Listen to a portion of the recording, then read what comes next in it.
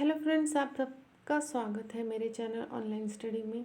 आज हम एनसीईआरटी की किताब पढ़ रहे हैं। फ्रेंड्स, यहाँ पे एनसीईआरटी की सीरीज़ आने वाली है। ऑल सब्जेक्ट ऑल क्लास की एनसीईआरटी की बुक्स हम पढ़ेंगे।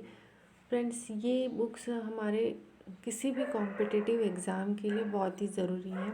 चाहे आप यूपीएससी दें या किसी भी स्टेट की पीसीएससी दें, पीएससी दे, सीटेट दे, सीईटी दे या रेलवेज या एसएससी के एग्ज़ाम दे, ये किसी भी एग्ज़ाम के लिए बहुत ही ज़रूरी है। तो आज हम एनसीईआरटी की किताब में विषय भूगोल लेंगे, यानी कि ज्योग्राफी। ये कक्षा 7वीं का बुक है। इसमें 7 चैप्टर है। हमारी पृथ्वी के अंदर, हमारी पृथ्वी एक गतिशील ग्रह है। इसमें बाहरी और अंदर में परिवर्तन होता रहता है। अब इस वीडियो में हम आंतरिक भाग के बारे में पढ़ेंगे। पृथ्वी के आंतरिक भाग 3 भागों में बटा हुआ है: परपट्टी, मेटल और कोर। परपट्टी सबसे ऊपर वाली परत रहती है। परपट्टी के बाद मेटल रहता है, मेटल के बाद कोर रहता है। परपट्टी जो है वो पृथ्वी के चारों ओर फैली हुई जो परत है उसे कहते हैं, और ये अलग अलग जगह पे अलग अलग किलोमीटर में पाई जाती है। महाद्वीपों में ये 35 किलोमीटर रहती है, और ये समुद्र में ये हम देखेंगे कि ये केवल 5 किलोमीटर रहती है। महाद्वीप यानी जहाँ पे, जैसे कि आप यहाँ पे देख रहे हैं,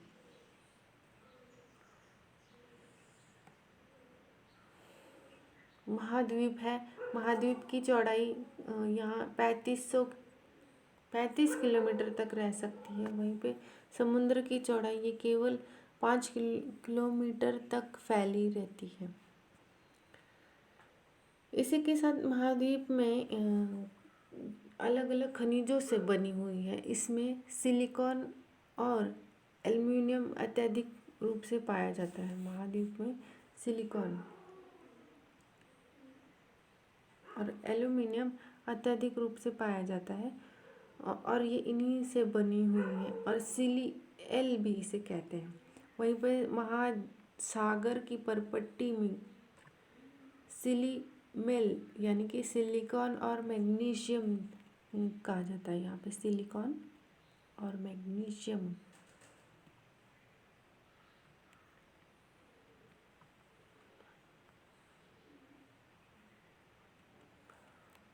पाया जाता है। परपट्टी के ठीक नीचे मेटल है। मेटल 2900 किलोमीटर तक फैला हुआ है। ये आपने देखा है मानचित्र में, जो येलो पोर्शन है, ये येलो पोर्शन 2900 यानी कि 2900 किलोमीटर तक फैला हुआ है। हालांकि हमारे साइंटिस्ट ने ये ज़्यादातर अंदर तक नहीं गई है। ये केवल 4 किलोमीटर तक ही इसे खोद पाई है। विश्व का सबसे गहरी खान जो है दक्षिण अफ्रीका में है, जो कि केवल 4 किलोमीटर तक इसे खुदाई की गई है, और इंजीनियरों ने इन्हें 6 किलोमीटर के अंदर तक खुदाई करने की कोशिश की है। और पृथ्वी के केंद्र तक पहुंचने के लिए आपको समुद्र की सतह पर केवल 6000 किलोमीटर की गहराई से खोदना पड़ेगा, तब जाके आप पृथ्वी के केंद्र तक पहुंच सकेंगे। क्योंकि पृथ्वी का जो त्रिज्या है वो 6371 किलोमीटर। मेटल के बाद जो आंतरिक कोण आता है वो उसकी जो त्रिज्या है वो 3500 किलोमीटर की त्रिज्या है, और इसमें अत्यधिक निकल और लोहे पाए जाते हैं। इसका अर्थ ये है कि पृथ्वी के जो आयतन का केवल 1% हिस्सा ही परपट्टी है, और 84% मेटल है, 15% हिस्सा कोड का है। यानी कि जो मेटल का हिस्सा है ये बहुत बड़ा है। कोड का हिस्सा 15% है, और परपट्टी का ऐसा केवल 1% है। अब ये परपट्टी बनी कैसे? तो ये परपट्टी अलग अलग तरह की शैलों से बनी है। शैल यानी क्या? शैल यानी जो खनिजों से बने हुए अलग अलग खनिजों और पदार्थों के विभिन्न प्रकार के पिंडों से बनी हुई होती है। शैल विभिन्न रंग, आकार और गठन से बना होता है। ये शैल अलग अलग रंगों से भी पाए जाते हैं, अलग अलग आकार के पाए जाते हैं और इनकी गठन में भी भिन्नता पाई जाती है। लगभग ये शैलों को हम 3 प्रकार से बांटेंगे: आग्नेय शैल, अवसादी शैल या कार्यांतरित शैल। आग्नेय शैल यानी इग्नियन शैल जो होते हैं ये कहलाते हैं। अवसादी शैल को सेडिमेंट्री शैल भी कहते हैं और कार्यांतरित शैल को मेटामॉर्फिक शैल कहते हैं। आपने देखा होगा कि जो ज्वालामुखी के जो लावा है, लावा जब पृथ्वी पे आता है और जब पृथ्वी पे आके ठंडा हो जाता है तो ये ठंडा लावा जब अपनी परत बनाता है तो ये एक शैल का रूप लेते हैं। तो और इसी शैल को हम बाह्य अग्नि शैल कहते हैं। और ये एक शैल प्राथमिक शैल भी कहलाते हैं। ये जो अवसादी शैल इस बनते हैं। अवसादी शैल प्राथमिक शैल के दूसरा रूप है। तो हम कह रहे थे कि ज्वालामुखी का जो लावा है, जो लाल लावा जब पृथ्वी पे आता है और आके ये ठंडा हो जाता है, पृथ्वी के आने के बाद ठंडा होकर ठोस हो जाता है और ये अपनी परत बनाता है और इसी को हम भार्यभेदी अग्नि शैल कहते हैं। और ये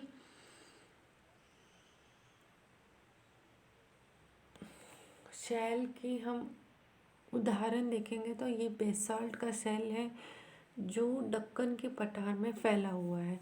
आप देखेंगे कि महाराष्ट्र का अत्यधिक भाग दक्कन का पठार जो है वो बेसाल्ट शैल से बना हुआ है। जैसे जैसे पश्चिम की तरफ जाएंगे, पश्चिम की तरफ इसकी चौड़ाई और मोटी होती जाएगी। मुंबई की तरफ यदि हम अत्यधिक खनन करते जाएंगे तो ये बेसाल्ट की जो परत है, मोटी परत हमें मिलेगी और यही बेसाल्ट की परत होने के कारण हम यहाँ पे अत्यधिक खनन नहीं कर सकते क्योंकि ये बहुत ही ठोस है। अब ज्वालामुखी के जो कई लावा जो है ये बाहर आके गिरता है। ये महीन कणों से होता है, यानी कि बहुत ही महीन बारीक से कण रहते हैं, ये बाहर आते हैं और ये बहिर्वेदी अग्नि शैल कहलाते हैं जो अभी बताया। लेकिन कई जो लावा होते हैं ये अंदर ही ठंडे हो जाते हैं। अब ये अंदर जो ठंडे हो जाते हैं ये तो एक इनके जो दाने रहते हैं ये बड़े बड़े दानों रहते हैं और ये अंदर ठंडे होने के कारण इसे अंतर्वेदी अग्नि शैल कहलाते हैं। फ्रेंड्स, मैं यहाँ पे आपको बहुत ही आसानी और सिंपल रोज़मर्रा की भाषा में बता रही हूँ ताकि आपको ये एक ही बार में याद हो जाए और जब आप किताब पढ़ें, ये बुक पढ़ें, आपको तुरंत ये याद रह जाए, ताकि एग्ज़ाम के समय कभी भी आपको अचानक से इस पर प्रश्न आते हैं तो ये प्रश्न आपको जल्दी से याद हो जाए क्योंकि आप इसके कॉन्सेप्ट को जान सकेंगे। अत्यधिक कठिन भाषा का उपयोग करने के बाद आपको उसे प्रश्नों को उत्तर न दे ना, ये मेरे उद्देश्य में नहीं है। खैर, ये जो हमने पढ़ा है कि ज्वालामुखी का बाहर लावा आता है, ठंडा होता है, ठोस होता है, ये बहिर्वेदी अग्नि शैल कहलाता है। ज्वालामुखी के अंदर लावा ठंडा होके कठोर हो जाता है तो वो अंतर्वेदी अग्नि शैल कहलाता है। बाहर का बहिर्वेदी, अंदर का अंतर्वेदी। बाहर जो आधा है वो बारीक कण होते हैं, अंदर रहते हैं ये बड़े बड़े दाने वाले कण रहते हैं। अब इन्हें का उदाहरण देखेंगे तो ग्रेनाइट की शैल ये अंतर्वेदी अग्नि शैल के उदाहरण है। और ग्रेनाइट की शैल को आप देखेंगे तो जो चक्की है मसाले पीसने की जो चक्की का रहता है उसकी जो पत्थर है, जो घर्षण करने के लिए जो पत्थर का उपयोग किया जाता है वो आग्नेय शेल का पत्थर रहता है।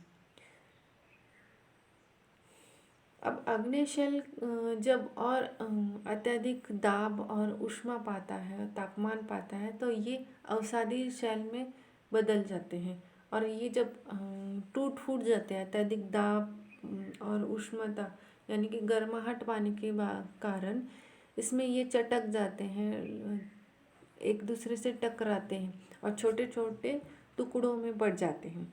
अब इसी को हम अवसादी शेल कहते हैं।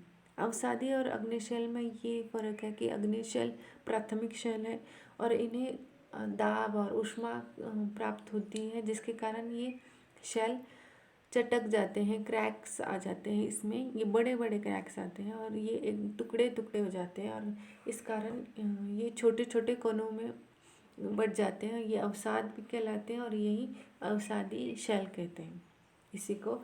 इसका उदाहरण देखेंगे कि जो बलुआ पत्थर है और रेत के जो दाने हैं ये अवसादी शेल के उदाहरण हैं। इन्हीं शेलों में हम देखेंगे कि पेड़ पौधों और जानवरों और सूक्ष्म जीवों की जीवाश्म भी पाए जाते हैं। जीवाश्म क्या होते हैं? तो शेलों के परतों में दबे जो मृत पौधे होते हैं और जंतुओं के अवशेष को हम अवशेष कहते हैं। जीवाश्म यानी कि अवशेष जो रहते हैं, मरे हुए पेड़ पौधे जीव जंतुओं के जो अवशेष रहते हैं उनको जीवाश्म कहते हैं। यानी जीव रहते हैं, जिन चीज़ों में जिंदगी रहती है, जो जिंदा रहते हैं और जो किसी कारण इन शैलों में इनके मृत पाए जाते हैं, वो जीवाश्म कहलाते हैं। अब यही आग्नेय शेल और अवसादी शेल में अत्यधिक और ज़्यादा ताप मिलता है, गर्माहट मिलती है और ज़्यादा उसमें दाब उन्हें मिलता है, तो ये कार्यांतरित शेल में परिवर्तित हो जाती है। और ये कार्यांतरित शेल का उदाहरण है संगमरमर, जो चीनी मिट्टी और स्लेट होता है, चूना पत्थर है। इन्हीं को अत्यधिक दाब और उष्णता यानी कि गर्माहट पैदा होती है। ये गर्माहट बहुत सालों तक होती है और ये परिवर्तन संगमरमर में परिवर्तन हो जाते हैं। हमने संगमरमर को देखा होगा, जो ताजमहल है, ताजमहल का पूरा ताजमहल ये संगमरमर से बना हुआ है। वहीं पे जो हमारा लाल किला है, इंडिया का लाल किला है, ये बलुआ पत्थर से बना हुआ है। अब ये अलग अलग शैलों का उपयोग हम घरेलू रूप में भी करते हैं। कई जगह पे इनकी सड़कें बनाई जाती हैं, कई जगह पे इमारतें या घर बनते हैं। मैंने देखा है कि रेगिस्तान में क्योंकि ये पत्थर बहुत आसानी से मिल जाते हैं, तो राजस्थान में बहुत बड़े पैमाने पे इन पत्थरों से घर बनाए जाते हैं, जो 2 मंजिला तक इसे हम बना सकते हैं।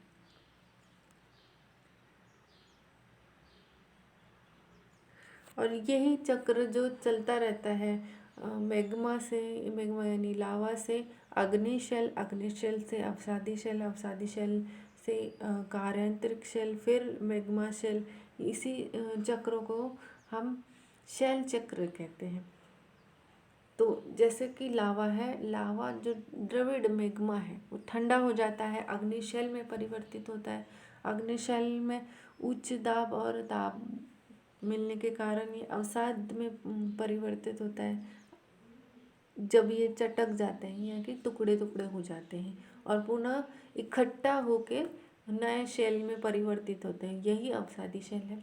अवसादी शेल में अति उच्च दाब और ताप के कारण कभी कभी ये मैग्मा यानी कि लावा में परिवर्तित होते हैं और कभी कभी ये कार्यांतरिक शेल में परिवर्तन है। लावा में परिवर्तन होने के लिए ये अति उच्च दाब और तापमान की ज़रूरत होती है और कार्यांतरिक शेल के लिए इतना उच्च दाब की ज़रूरत नहीं रहती। कार्यांतरित शेल में पुनः इन्हें दाब और तापमान की अवस्था उपस्थिति में ये लावा में परिवर्तित हो जाते हैं और यही चक्र चलता रहता है। मैग्मा ठंडा होता है, अग्निशैल में परिवर्तित होता है, चटकने के कारण अवसाद में परिवर्तित होता है, फिर इन्हें दाब और ताप मिलने पे कार्यांतरिक शेल बनते हैं, कार्यांतरिक शेल लावा बनते हैं और यही चक्र पृथ्वी पे चलता रहता है। तो फ्रेंड्स, ये थे हमारे 7वीं कक्षा का दूसरा पार्ट। इसी तरह से मेरे चैनल पर आते रहिए, सब्सक्राइब कीजिए और लाइक कीजिए और शेयर कीजिए ताकि और भी स्टूडेंट को इस वीडियो का